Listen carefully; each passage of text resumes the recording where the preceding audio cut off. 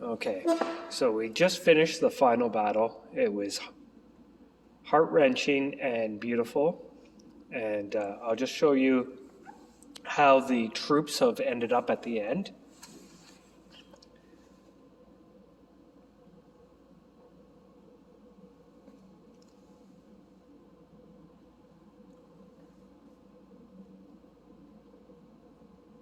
So we got Survival Village and Shark Bay Village with Lorraine Laval and Martin's army up here for a final stand against Paco and quite a few zombies that were left.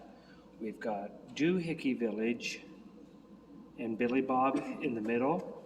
We got the battle-ready llamas were on the hill charging up where William's party was surrounded by Jacko and C3O and the Crocs and some zombies. These are all the troops that were killed along the way. Wait, what happened to C3O?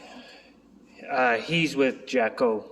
He played a very small role. We didn't really talk about him in the battle. No, but like... Oh, when the devastation. Yeah. Well, the sentient bots are mentioned in the reader's epilogue, so it must be that the evil programming was also fixed when the devastation was healed. But he's not really evil, he's just a protocol droid. He's basically just C-3PO working on the other side. Yeah, so now he's going to be a positive protocol droid and useful for the rebuilding of society. He wasn't really... Dad, he was just working for his master. He didn't do anything evil throughout the story. Do you want to tell the camera what happened and tell the story of Quaggart's sacrifice? Man, no, I'm spent. Yeah. Okay. So I'll tell what you'd let me know if I've got it wrong. So we rolled initiative and on the round before, and Jekko got an 83 and William got an 82. So Jekko got up to the top of the hill and beat William in reaction and pointed his staff at William and said, "Lay down your weapons or die." And William was wise enough to lay down his staff. Otherwise, Jekko would have just blasted him. When Jekko picked up William's staff, he saw that it was healing his hand because every time he was using his evil staff, his skin was becoming deformed.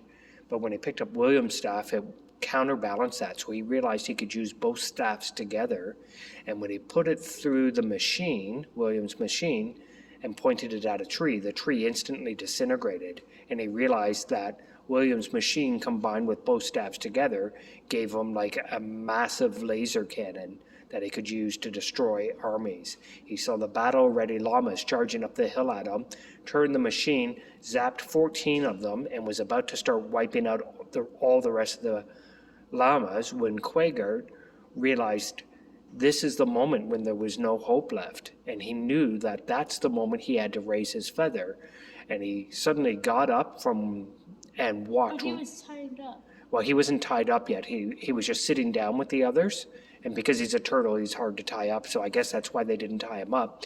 But he picked up his feather and stepped right in front of the beam and was disintegrated. But as he was disintegrated, his image was projected up into the sky, which opened the portal that William almost had open.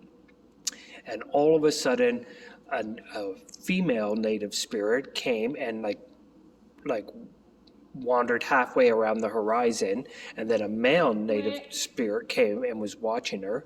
Wait, Dad, why don't we just show the painting while we talk? Yeah.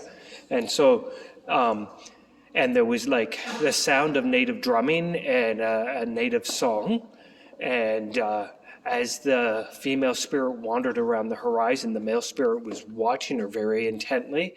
And then a spaceship appeared, and first it zapped Jacko and disintegrated him. So here in the painting, here's the male spirit watching the female spirit who was wandering, this way around the sky. And then this spaceship here is the spaceship that appeared and zapped Jacko and then began to zap all the zombies with a beam that turned them back human. And in the process, all these bands, up in the sky that were the devastation began to unfold, and the sky became healed, and the land became healed. All the zombies turned back to human. All the evil robots became good again. Wait, Dad? Yeah. When Coney got zapped, nothing happened to him. Yeah, but when Coney got zapped, he stayed zombie because he was the only. His mom was pregnant when the devastation happened, and just pregnant, and he was born zombie. And so Quaggart's image was projected not only into the sky as fireworks were going off, but it was projected throughout the entire multiverse. So there's Quaggart holding up his magical feather just before he got zapped, and in millions of universes and in millions of dimensions, his image appeared in the sky, and we just realized, hey, this painting, that's a picture of Quaggart holding up his hands and fireworks going off, projected in another dimension.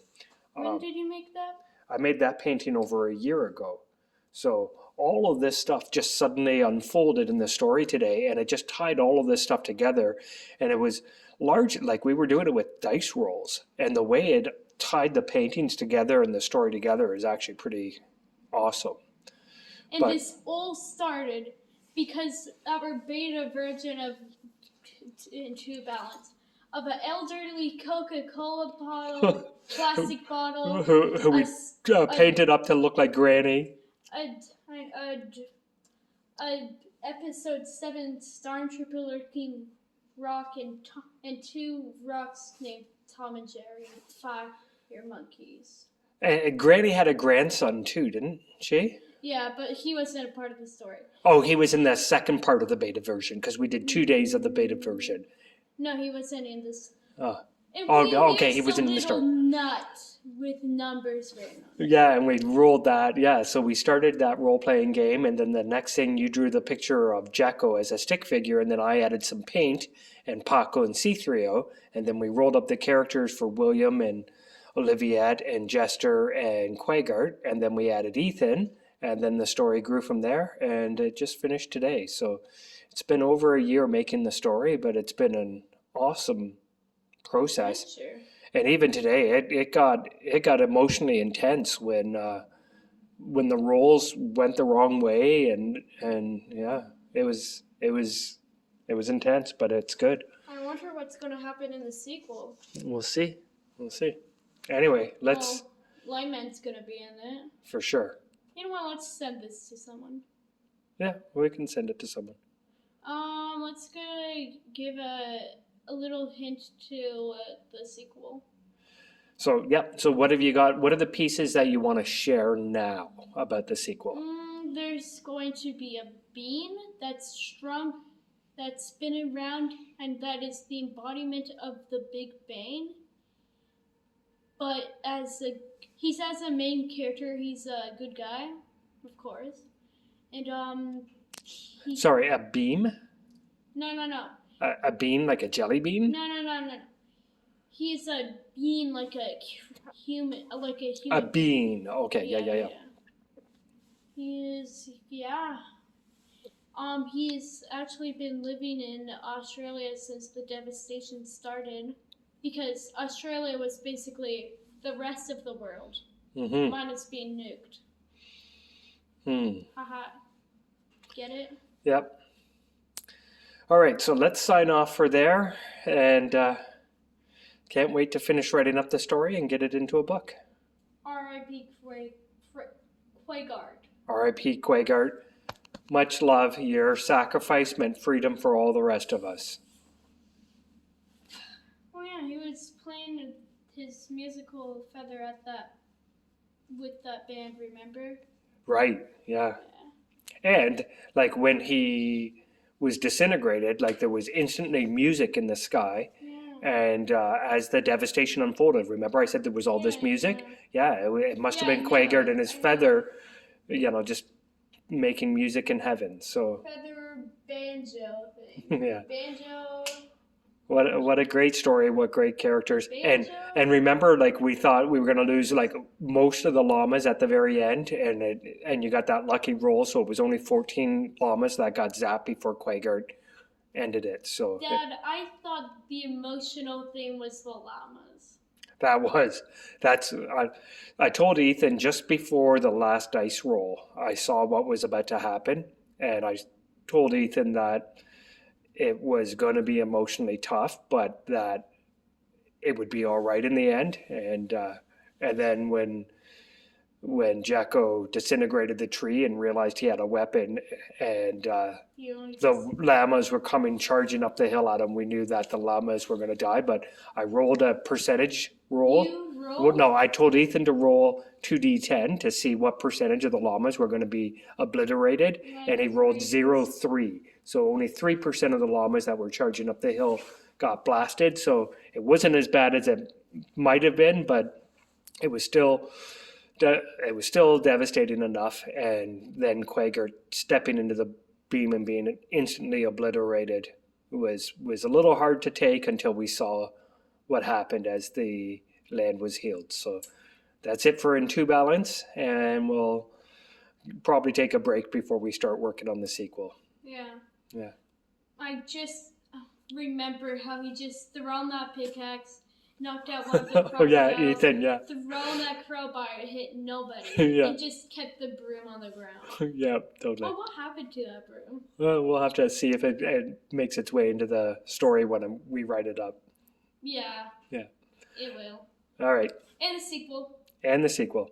The broom. Oh, the broom might be important in the sequel. No, I think it's just going to be in like the background.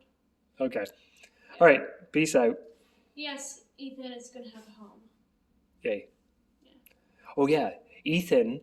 Oh, William. I figured out. William is coming up with an idea to use the machine and both staves to get Ethan back to his home world. But that'll happen in the sequel. No, Ethan likes it here.